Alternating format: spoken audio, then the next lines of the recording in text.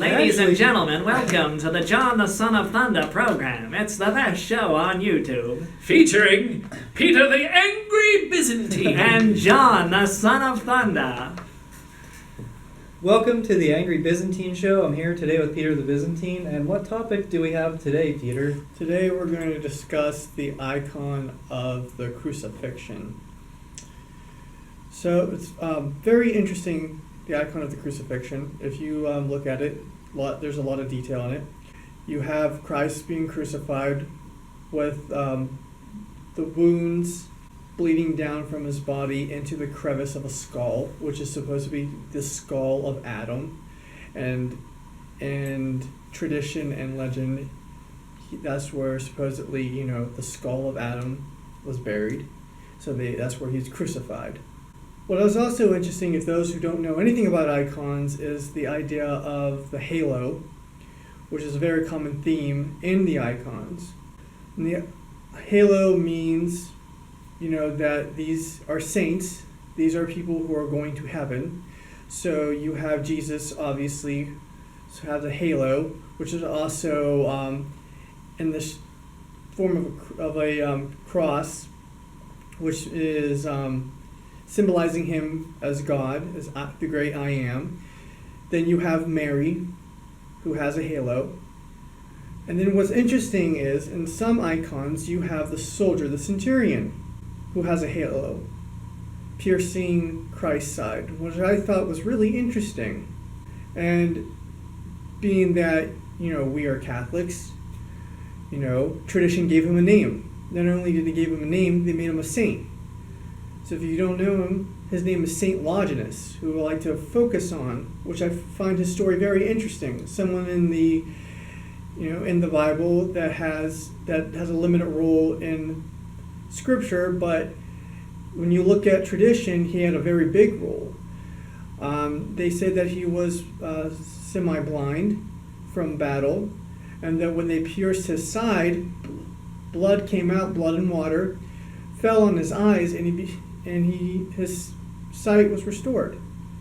He repented, he converted, and then he became a martyr. He was beheaded.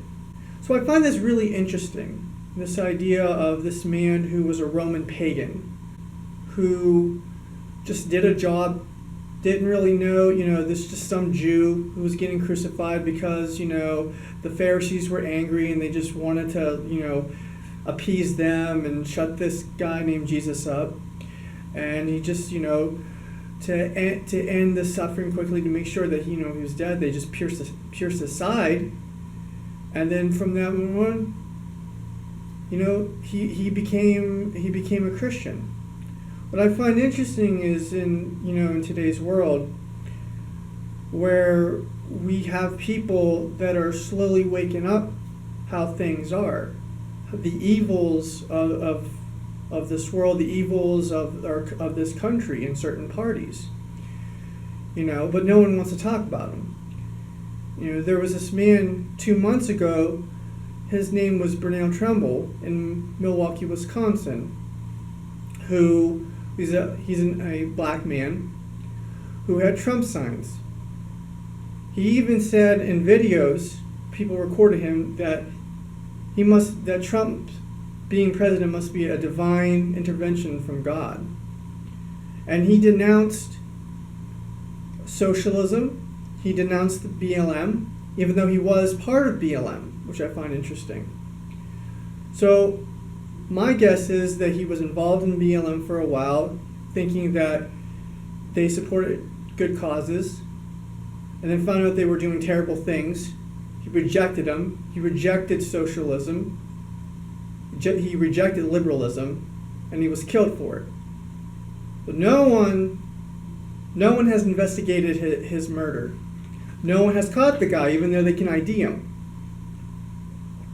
So I find that really interesting, that you have a man who was speaking truth and was killed for it, and no one cares. Though if you spread lies, if you commit rape and murder, you can have a senator or congressman bail you out.